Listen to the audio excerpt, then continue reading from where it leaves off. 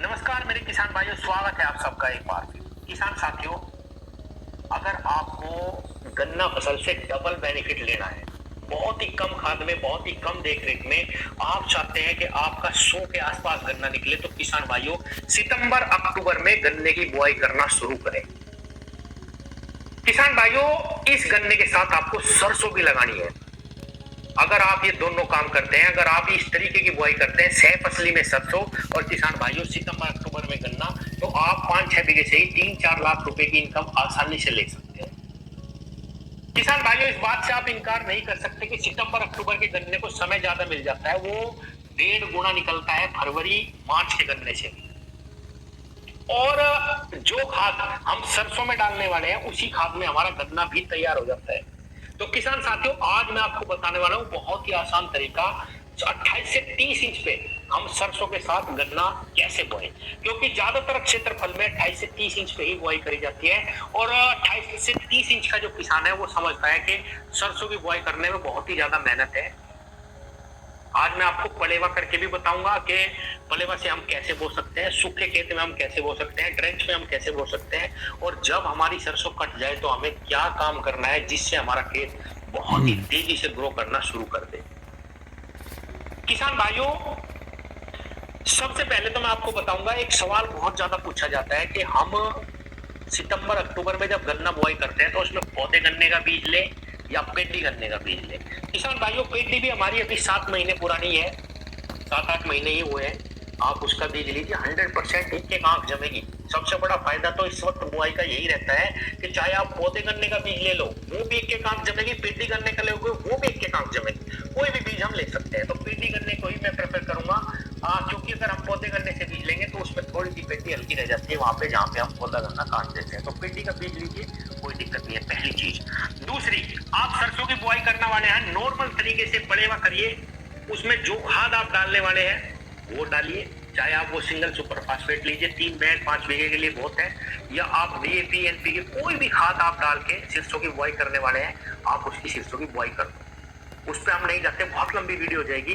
किसान भाइयों, रोटावेटर आपको निकालना है, टीलर जरूर निकालना है, मैंने एक वीडियो सरसों खत्म कर दी बोल। अब आपको क्या करना है, उस पलेवा करे हुए खेत में ही आप खोर निकालिए। 3 दिन तक आप सरसों की बाद गन्ने की बुआई कर सकते हैं।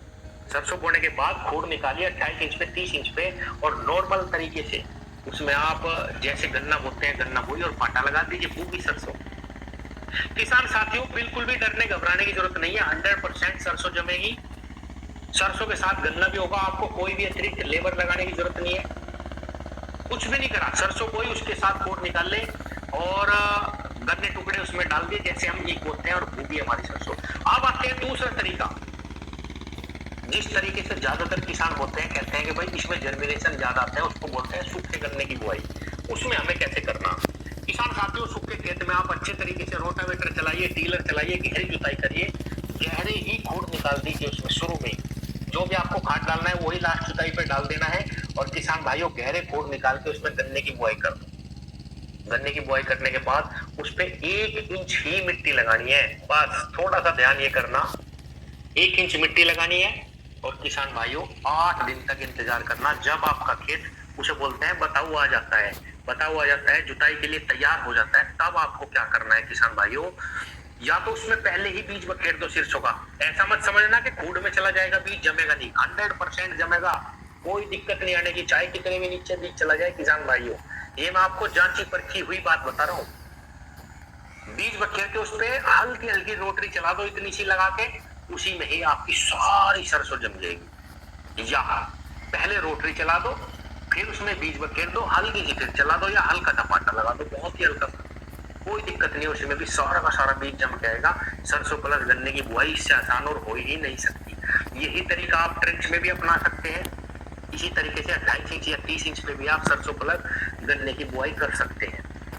अब आता है, कुछ मेरे किसान भाई कहते हैं कि भाई अगर हम सरसों में गन्ना बो देते हैं तो लास्ट में जब हम सरसों की कटाई कर लेते हैं, वो गन्ना बिल्कुल खराब सा निकलता है, खराब खेत लगता है, उसमें खरपतवार बहुत ज्यादा हो जाते हैं। किसान भाइयों, कुछ भी दिक्कत नहीं आएगी, जब आप अपनी सरसों अपने खेत से निकाल ले, वो बेकार सा खेत दिखेगा आपको, उसमें खरपतवार हो सकता है, बहुत ज्यादा खरपतवार हो, कुछ भी नहीं करना, ये भी नहीं देखना गन्ने पे क्या असर आएगा, उसको पानी दे दो, पानी देते ही तुरंत उसमें आपको करना है 2,4-D एट्राजिन मेट्रिब्यूजिन यानी खरपतवार नाशी दवा का स्प्रे करना। आपको तीनों दवा मिलाओ और किसान भाई उस पर स्प्रे कर दो, सारा खरपतवार समाप्त। अब आपको करना है नॉर्मल तरीके से, जब आप गन्ने की बुआई करते हैं तो उसकी जुताई भी करनी पड़ती है, उसकी जुताई करवाओ, उसकी खुदाई करवाओ।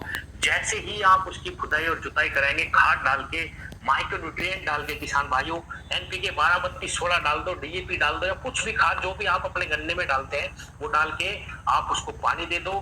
घास आपका जल जाएगा, उसमें खुदाई करवा दो, एक खुदाई करवा दो किसान भाइयों, आप देखना उसमें इतने जबरदस्त किल्ले निकलेंगे क्योंकि जड़ उसकी पहले ही तैयार है। एक चीज और बता दूं किसान भाइयों, कई किसान कहते हैं कि भाई हमने सरसों की तो अगेती बुआई कर दी, अब क्या होगा कि हमारी अगेती ही सरसों कटेगी और हम उसमें आगे कहीं बो पाएंगे, गन्ना बो देंगे। वो भी ऐसा ही हो जाता है, ऐसा नहीं है किसान भाइयों। अगर सरसों कटाई के बाद आप उसमें गन्ना लगा रहे हैं तो बिल्कुल भी वो गन्ना इस असोज वाले गन्ने को पकड़ नहीं पाएगा। इसमें डबल इनकम होती है किसान भाई, सरसों फ्री में होगी, सरसों के रेट भी अच्छे हैं, कोई लेबर नहीं लगेगी हमारी, एक ही खाद में दोनों चीजें होंगी। और फरवरी मार्च हो या सरसों की बुआई का खेत हो, वो सितंबर अक्टूबर के खेत को कभी नहीं पकड़ पाएगा, कभी बीट नहीं कर पाएगा। ये बिल्कुल गलत बात है। हाँ, दिमाग में क्या रहता है किसान के, यार अब कौन मेहनत में बढ़े, अब इस समय पे अब गन्ने का बीज निकाल लो, ये करो वो करो, लेबर नहीं है हमारे पास, ऐसा कुछ नहीं है। मैंने आपको जो तरीका बताया है वो बिल्कुल आसान है किसान भाइयों, इस तरीके को अपनाना शुरू करो।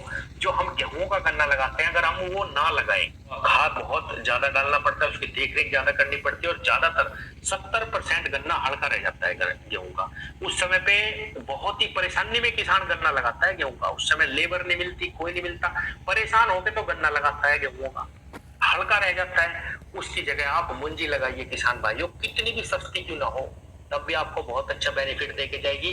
और उसके बाद आप सरसों प्लस गन्ना लगाएं, इससे आसान और इससे अच्छी खेती मैं नहीं मानता कुछ भी। सितंबर अक्टूबर में सरसों प्लस गन्ना।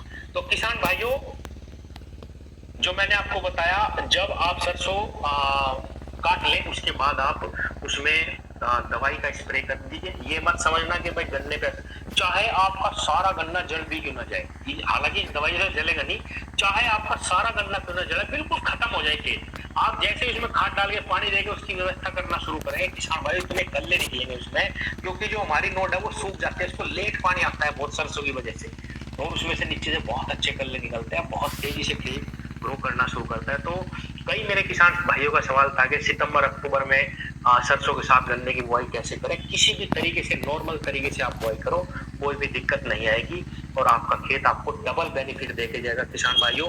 सरसों भी होगी, गन्ना भी तगड़ा होगा, कम खाद में होगा। धन्यवाद।